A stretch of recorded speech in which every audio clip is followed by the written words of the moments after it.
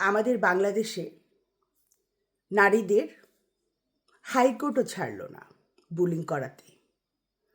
মানে হাইকোর্টও স্বীকৃতি দিয়ে নারীদের পণ্য হিসেবে গণ্য করল।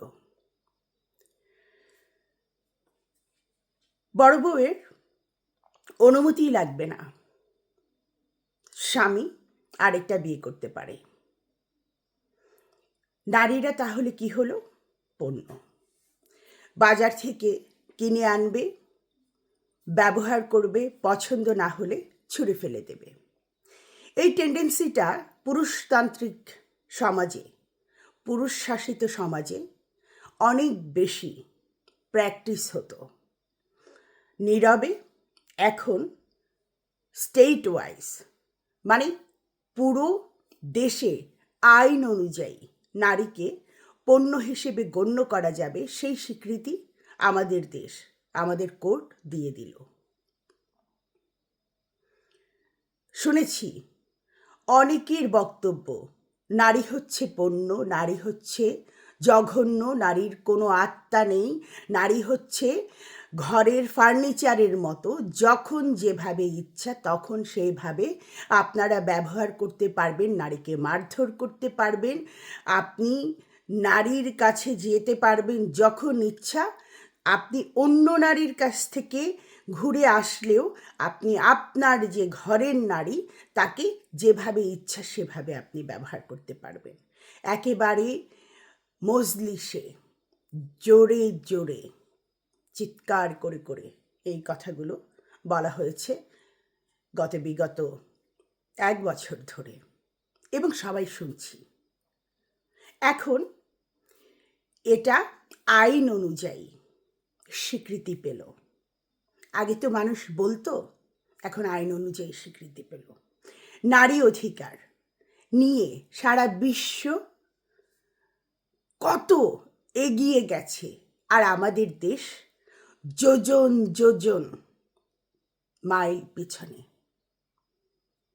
চলে যাচ্ছে।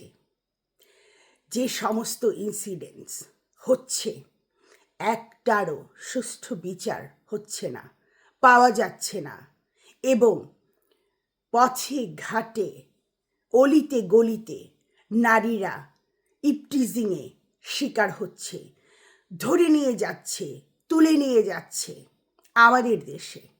আমাদের দেশের পরিণতিটা কোথায় গিয়ে দাঁড়িয়েছে, যেখানে নারী হয়ে গেছে পণ্য। আমার স্রষ্টার কাছে হাত জোর করে মিনতি করতে ইচ্ছে করে, বাংলাদেশের প্রতিটা পরিবারের সংসারে আর একটা কন্যা সন্তান জন্ম দিও না।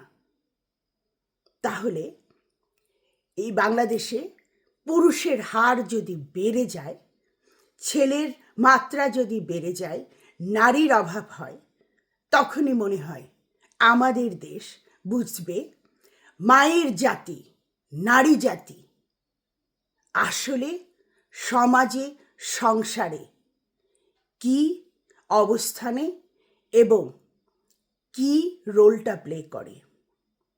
একটা সমাজের নারী হচ্ছে মেইন কি, চাবিকাঠি, যা একটা পরিবারকে সুস্থ রাখে এবং পরিবারের সন্তানদের সুস্থভাবে তৈরি করলে পুরো সোসাইটি ওয়েল ডেভেলপ করে।